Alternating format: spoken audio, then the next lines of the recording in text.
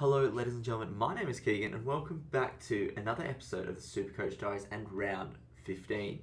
Before we start, make sure you do like this video. Make sure you subscribe to the channel so I don't miss any of the Supercoach videos on this channel. Without any further ado, let's look at the upcoming round and how I did perform last week.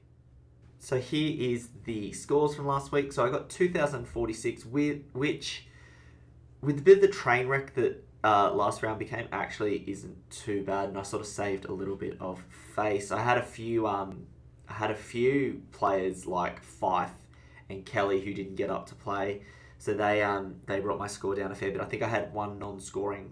I ended up having one non-scoring play, which was very, very annoying, while also having Greenwood on the bench and not being able to score at all because he was in the forward line.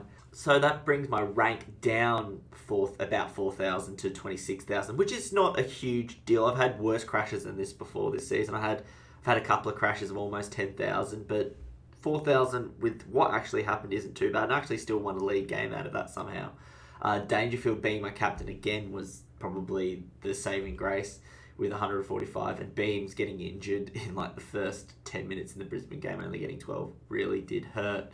As you can see, I've used both my trades this week. I'll talk you through in a minute. I've got 7 trades left, and I've got 268,000 in the bank, which I'll tell you what I'm planning on doing with when we look at the team selection itself.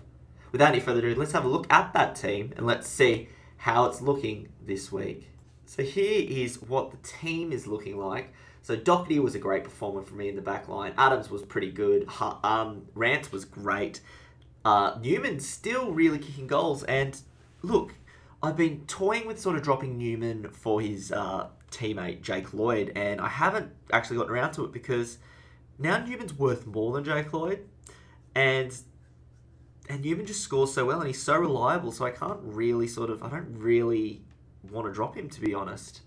And Harbrow was someone who I have bought in this week, and I'll tell you about the 2 trades I've made for that to happen. If you go into the midfield, you've got Bontempelli, Murphy. Kelly didn't play last week. Hanbury was below average. Treloar again was below average, gone back to his early season form of racking up disposals, but not actually performing. Fife didn't get up last week. Greenwood, who was on my bench, I couldn't actually get onto the field, performed really well. And Dangerfield, who's actually on the interchange at the moment, was amazing and was my captain. And I'll tell you why he's there in a bit. You got Martin with 128, which is great. Paddy Ryder with 86, which is okay. With Gawn coming back, I sort of want to find a way to get Gawn back in over Ryder so I can have Martin and Gawn in those 2 ruck spots.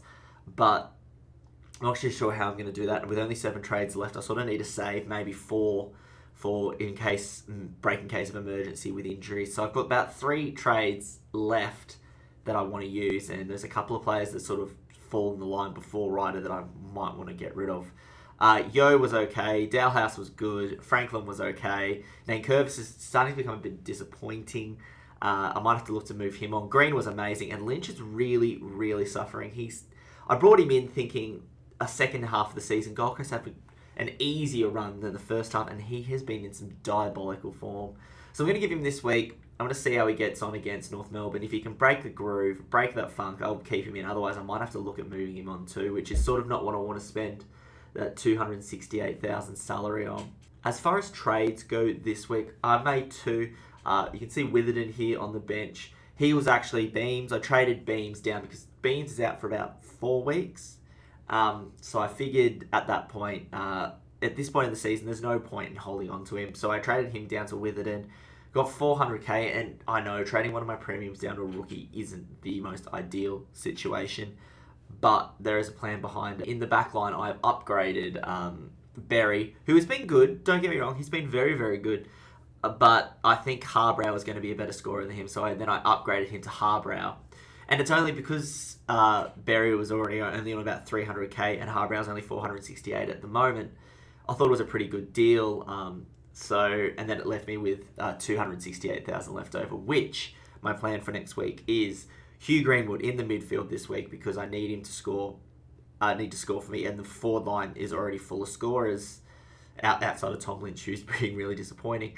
But Greenwood's in the middle because he can rack up big scores. And if he gets another big score this week, depending on how he gets on and depending how I feel about him next week, I'll make one trade next week and I'll trade Greenwood out for a premium. So I'll have a premium, a midfield full of premiums again. I was thinking about actually doing the trading down with Fife this week, but because Beams is out for 4 weeks, Fife got spared the so-called knife, and so Beams has gone out instead. As far as rookies go, I've actually got a few playing this week, which is nice. I just had a look. From what I've heard, Luke Ryan could be a chance to play. Freo just dropped 3 players from their starting 25 squad and brought in 3 other players, and Ryan was one of the players that was on the bench. So he could definitely get a game this week, even though he's an orange. Hibbard's actually back after a long time, and he's been sitting there for so long. I want him to do something, even with the average of 23.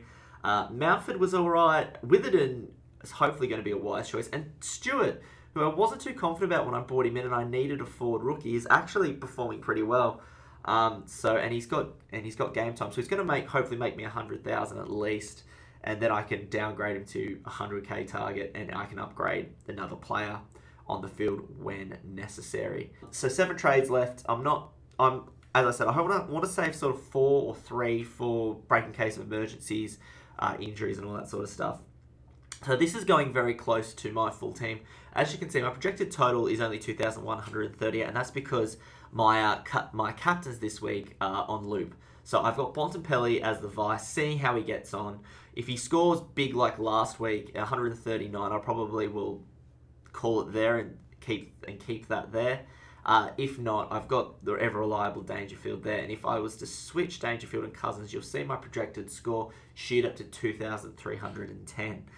Now, that's not an amazing score. Last week, my projected score was something like 2,400, something ridiculous like that, before all those injuries happened. So 2,310 is pretty good, pretty solid, pretty quality. So I'm hoping I can get somewhere close this week, depending on how Dangerfield and Bontempelli get on, as if either of them is captain. Well, guys, that's it for the Supercoach Diaries this week. I hope you have enjoyed it. Make sure you do like this video, subscribe so you don't miss any of the videos on this channel. I'm sorry it's a bit late this week. I've been busy. I actually had a funeral to attend yesterday, so I didn't get a chance to put a video up on Thursday. So it's going to be a late one, which is okay. I hope you guys understand. Do make sure you do let me know in the comments below if there's any changes you think I should be making my last 7 trades. Should I be holding on to them, or should I be using them all up and then just hoping for no injuries? Do let me know. Thank you for watching, guys. I hope you enjoyed, and I'll see you later.